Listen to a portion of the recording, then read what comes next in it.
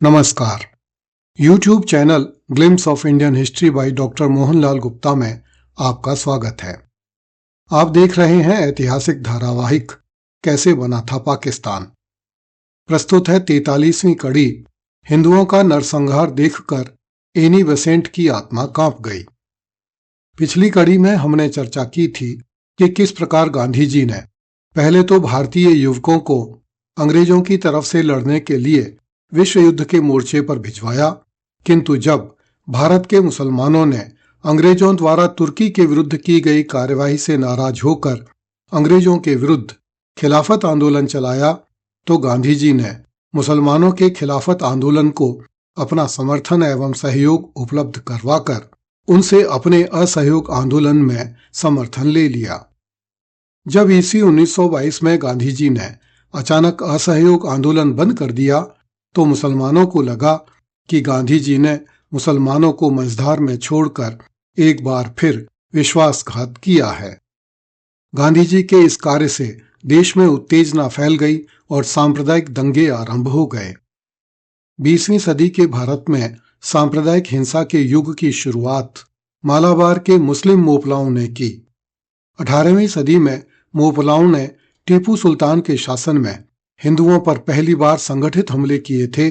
तब से मोपलाओं ने अपना कार्य जारी रखा था।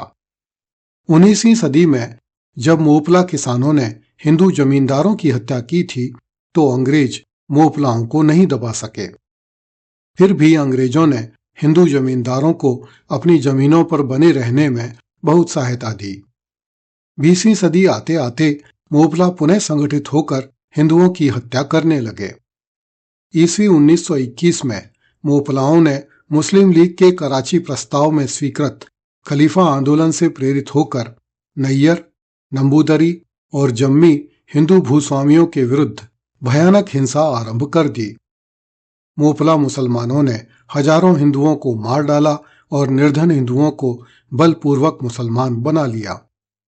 इस हिंसा का सामना नहीं कर पाने के कारण 1 लाख से अधिक हिंदू अपने घरों को छोड़कर भाग खड़े हुए, जिन पर मोपला मुसलमानों ने कब्जा कर लिया। इस कार्यवाही से केरल का जनसांख्यिकीय परिवर्तन हो गया। जब ब्रिटिश सरकार ने हिंदुओं को बचाने के प्रयास किए, तो मुसलमानों ने अंग्रेजों पर भी हमले कर दिए। ब्रिटिश रिकॉर्ड में इन्हें ब्रिटिश मुस्लिम विद्रोह के रूप में अंकित किया गया। जब ब्रिटिश प्रशासक मोपला क्षेत्रों से हट गए, तो मोपला के मुसलमानों ने फिर से हिंदुओं का उत्पीड़न और हत्याएं करनी आरंभ कर दी। मोहम्मद हाजी को मोपलाओं का खलीफा घोषित किया गया तथा पूरे क्षेत्र में खलीफा के झंडे फहराने लगे। केरल के एरनाड और वल्लुवनाड जिलों को खलीफा की सल्तनत घोषित किया गया। अंग्रेजों ने मोपलाओं द्वारा की जा रही मारकाट के समाचारों को काफी समय तक देश के सामने नहीं आने दिया, किंतु वीर सावरकर ने एक मार्मिक उपन्यास लिखकर मोपला नरसंहार को सारे देश के समक्ष प्रकट कर दिया। इससे हिंदुओं में मोपलाओं के विरुद्ध भारी आक्रोश उत्पन्न हो गया। इस पर अंग्रेजों ने गढ़वाल, नेपाल और बर्मा से सेनाएं मंगवाकर मालाबार को भेजी। इन सेनाओं ने 2226 मोपला उपद्रवियों को मार डाला। 1615 मोपला उपद्रवी घायल हुए। 5688 मोपला उपद्रवी बंदी बनाए गए तथा 38,256 मोपला उपद्रवियों ने ब्रिटिश सेनाओं के समक्ष आत्मसमर्पण कर दिया। मोपला विद्रोह में गांधी जी ने पीड़ित हिंदुओं से सहानुभूति दर्शाने की बजाय हिंदू मुस्लिम एकता का राग अलापा, जिससे हिंदुओं में मुसलमानों तथा गांधी जी के प्रति और अधिक आक्रोश पनप गया। डॉक्टर शिवराम मुंजे गांधी जी की नीतियों से इतने त्रस्त हो चुके थे कि वे कांग्रेस से उदासीन हो गए। श्रीमती एनी बेसेंट ने ईस्वी 1921 की मोपला हिंसा के बारे में लिखा है, मोपलाओं ने बहुत बड़े स्तर पर हत्याएं और लूट की। यहां तक कि जो हिंदू मोपलाओं का विरोध नहीं कर रहे थे, उन्हें भी मार डाला गया। 1 लाख हिंदुओं का सर्वस्व लूटकर उन्हें अपने घरों से निकाल दिया गया। मालाबार हमें सिखाता है कि इस्लामिक शासन का वास्तविक अर्थ क्या है।